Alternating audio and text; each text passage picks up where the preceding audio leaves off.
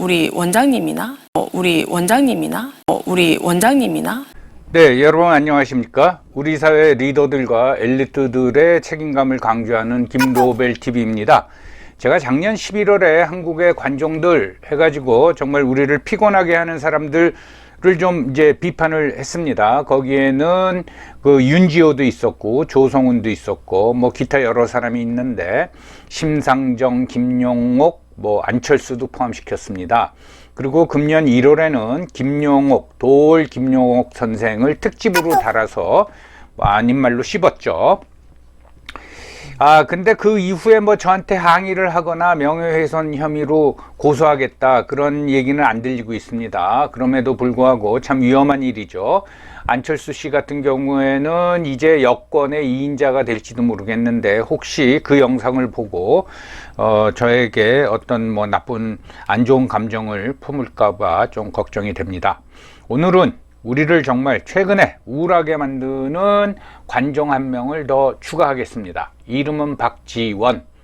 그 박지원에 대해서 저는 아호를 제가 하나 선사하려고 그럽니다. 관종. 그러면서 부탁드리고 싶은 말은 제발 좀 그만 좀 하세요. 관종 박지원은 작년 9월에 조성은이의 영상 우리 원장님 하는 영상으로 망신을 당한 지 이제 9개월도 안 됐는데 또 나와가지고 뭐 아닌 말로 주접을 떨더라고요. 정말 창피함을 모릅니다. 하기야 그게 이제 관종의 특징이죠.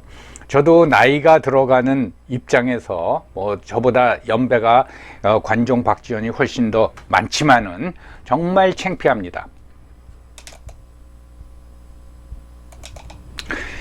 지난 주말에 대부분의 언론이 다룬 이제 기사가 박지원 전 국정원장이 어떤 라디오 인터뷰에서 국정원은 지난 60년치 그러니까 박정희 대통령서부터 박근혜 대통령 때까지 각 분야의 X파일을 보관하고 있다. 거기에는 정치인, 언론인, 연예인, 기업인들, 우리나라의 유명 인사들의 X파일이 보관되어 있는데 이게 공개되면은 대혼란이 오고 파국이 올 것이다 라고 발언을 했습니다. 그러면서 특히 정치인 같은 경우 이게 밝혀지면은 아마 이혼할 사람이 많을 것이다. 심지어 그런 유치한 발언까지 했습니다. 저는 이제 이 기사를 보면서 정말 기본이 안 된 사람이다. 그리고 이런 사람한테 권력 있는 자리를 맡기면 절대로 안 된다라고 생각했는데 아무튼 뭐 문재인 대통령이 임명을 했었죠.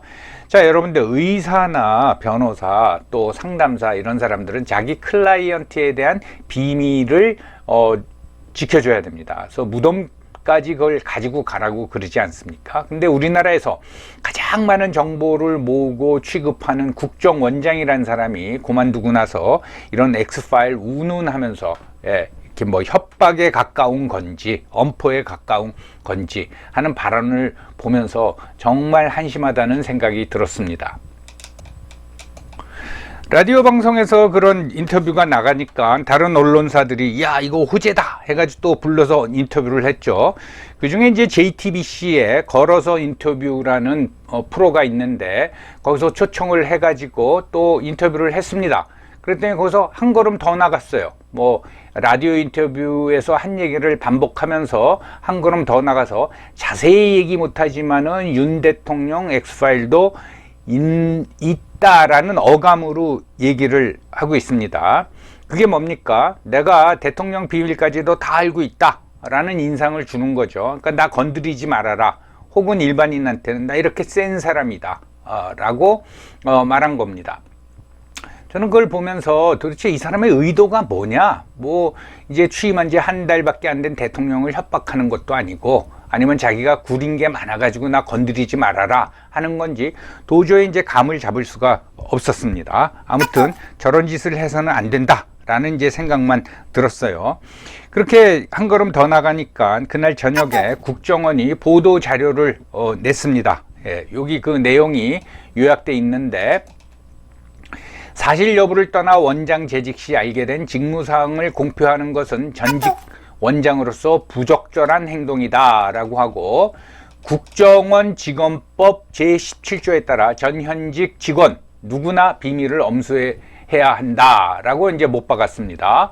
그리고 국정원장이 퇴임 직후 업무 내용을 언론 인터뷰에서 언급한 전례도 없다. 그러니까 언급 자체를 안 했다는 거예요. 그럼 인터뷰 자체도 이제 안 했죠. 그래서 이렇게 법을 운운하니까 조금 겁을 먹었던 모양이에요. 국정원의 보도 자료가 나오니까 관종 박지원이 그 페이스북에다가 글을 올렸습니다. 뭐냐면 이후 여하를 막론하고 제가 몸담았고 자랑스럽게 생각하는 국정원과 국정원 직원들에게 부담이 된다면 앞으로는 공개 발언 시 더 유의하겠다라고 했습니다. 예. 그러니까 뭐 저 젊은 사람들 말로 깨갱한 거죠. 저는 2020년 7월에 문재인 대통령이 느닷없이 관종 박지원을 국정원장에 임명하는 걸 보고 뭐 의아하진 않았지만 저러면 안 되는데라고 이제 생각을 하고 그런 이제 얘기를 주변 사람한테 한 적이 있습니다. 왜냐하면은 우리나라 국정원장은 세계 주요 국가 정보기관 수장들과의 파트너입니다. 거기서 이제 정보 교류도 하고 그래야 되는데 미국 정보기관이 가장 경계하는 우리나라 사람 중에 한 사람이 바로 관종 박지원입니다. 그리고 그의 어떤 뭐랄까 약점에 대해서도 너무너무 잘 알고 있어요. 그러면 무슨 대등한 입장서 미국 정보기관 수장하고 얘기를 나눌 수가 있겠습니까? 그리고 또 믿지 못할 사람으로 이제 돼 있거든요.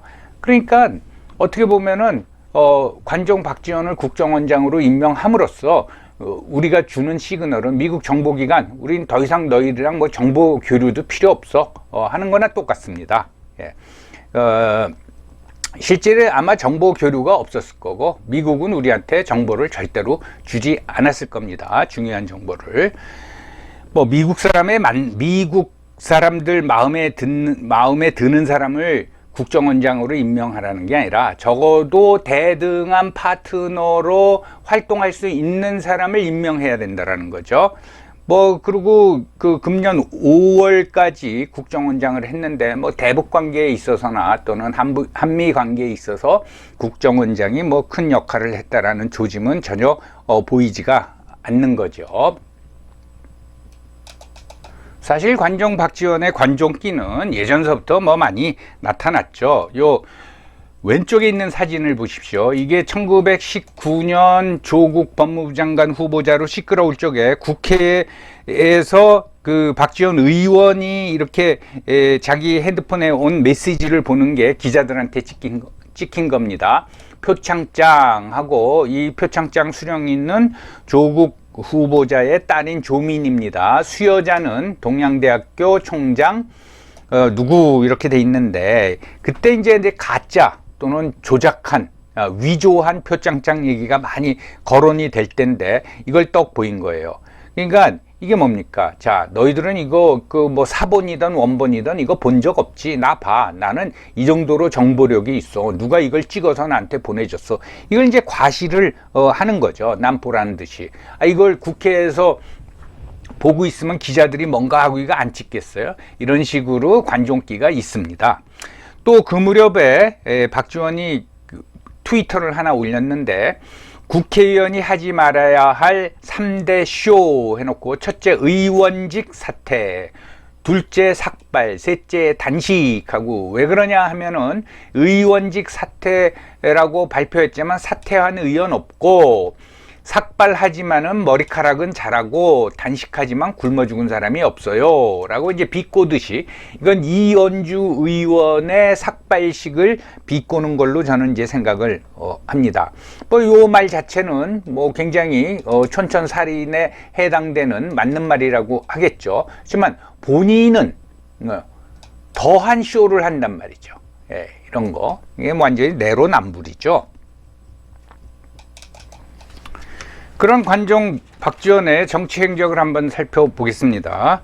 관종 박지원은 70년대에 미국서 생활을 했죠. 그래서 뉴욕 한인 회장을 지냈습니다. 돈도 많이 사업을 해서 돈도 많이 벌은 걸로 알려져 있는데 70년대 80년대 미국에서 우리나라 교포들이 하는 사업이라는 게 무슨 뭐 IT를 하거나 그런 건 아니고 그땐 주로 이제 가발, 흑인 상대로 가발 팔고 의류 소매상을 해서 이제 돈을 번 겁니다. 근데 아무튼 돈을 좀 벌어가지고 뉴욕 한인 회장도 지냈고 1981년쯤에 전두환 대통령이 뉴욕을 방문합니다. 그래서 거기 교민들이 전두환 대통령 환영위원회를 결성을 하는데 거기에 위원장까지 지낸 걸로 알고 있습니다.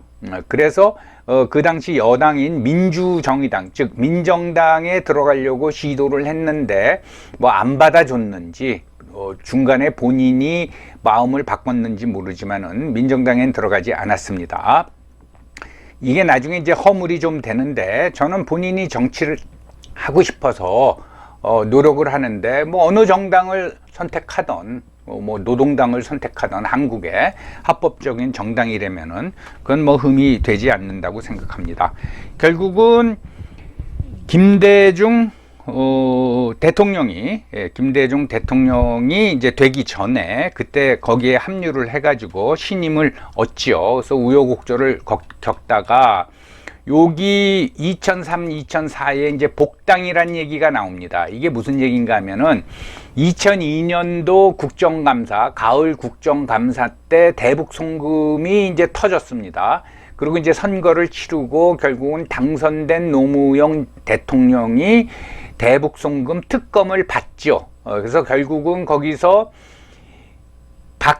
관종 박지원이 주도해서 당시 김정일한테 4억 달러를 보냈다라는 게 밝혀져 가지고 결국은 불법 대북 송금이다 해가지고 재판을 받고 수감 생활을 하고 고생을 꽤 했습니다. 그 후에 이제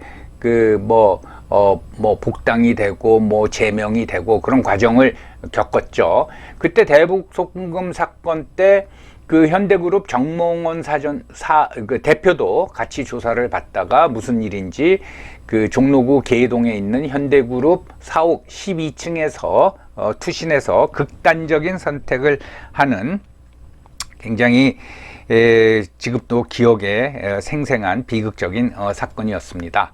아무튼 이런 행보를 쭉 겪다가 요 2016년에 보면은 이제 국민의당을 이제 창당을 하죠. 그러니까 민주당을 나온 겁니다. 탈당을 해서 나와서 창당을 해서 안철수랑 같이 활동을 하다가 또 뭐 당내 노선 차이로 탈당을 하고 그리고 이제 민주평화당을 또 창당을 하고 그 다음에 또 당내 노선으로 또 탈당을 하고 그 다음에 대한신당을 또 창당을 하고 그러다가 또 다른 당이랑 합쳐서 민생당으로 이제 합당을 하고 그리고 이제 당적이 계속 바뀌는 거죠. 예, 그러다가 최근에는 국정원장을 그만두고 지금 더불어민주당에 복당 신청을 했다라고 하는데 복당은 아니고 탈당을 한 후에 또는 제명을 당한 후에 다른 당적을 가지고 있었기 때문에 복당은 아니고 이제 재입당 신청을 했는데 아직 결과는 안 나온 상황입니다. 그러니까 이 행적을 보면은 진짜 지저분한 행적을 보인 거예요. 예. 그러다가 그 국회의원으로 2016년서부터 2020년까지 있다가 2020년 선거 나가서 이제 떨어지죠. 예. 그리고 아무런 직함이 없는데 문재인 대통령이 느닷없이 그를 국정원장으로 2020년 7월에 임명을 했던 겁니다. 이런 지저분한 행적을 보인 사람이, 정치적 행적을 보인 사람이 무슨 엑스파일이 어쩌고 그 정치인을 비난하고 그러는지 정말 이해가 안 갑니다.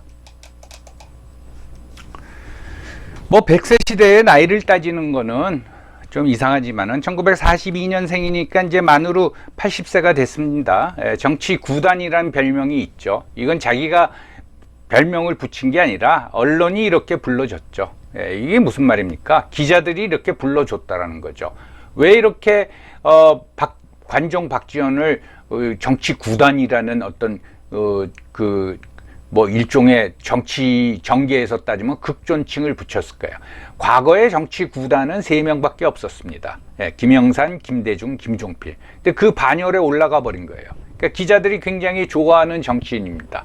왜 기자들이 관종 박지원을 좋아할까요?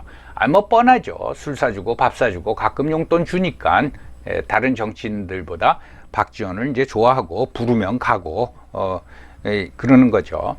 1992년에 비례대표 국회의원이 되고 그 다음에는 지역구로 가서 목포에 있는 지역구로 가서 3선을 했습니다. 그래서 총 4선입니다. 요즘은 우리나라에서 4선 하기가 굉장히 힘듭니다. 그래서 4선만 돼도 국회 부의장을 하는 경우가 있습니다. 그래서 뭐 솔직히 이 지역구에 계신 분들은 뭐 기분 나쁠지 모르지만은 계속 뽑아주는 걸 보고 야, 저런 사람을 어떻게 3번이나 지역구에서 뽑아주나 라는 생각이 든 적이 있는데 2020년 선거에서는 결국은 낙선하고 말았습니다.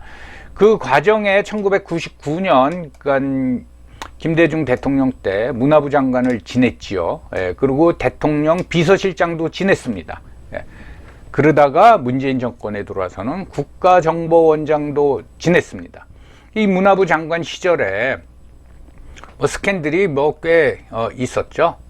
꽤 자자했는데 뭐 그게 사실인지 아닌지 우리가 알 수가 없고 아무튼 뭐 그래서 어떤 박지원 문화부 장관의 그런 어떤 스캔들 때문에 김대중 대통령이 굉장히 골치 아파했다. 뭐 심지어 뭐 그런 루머까지 돌지 않았습니까?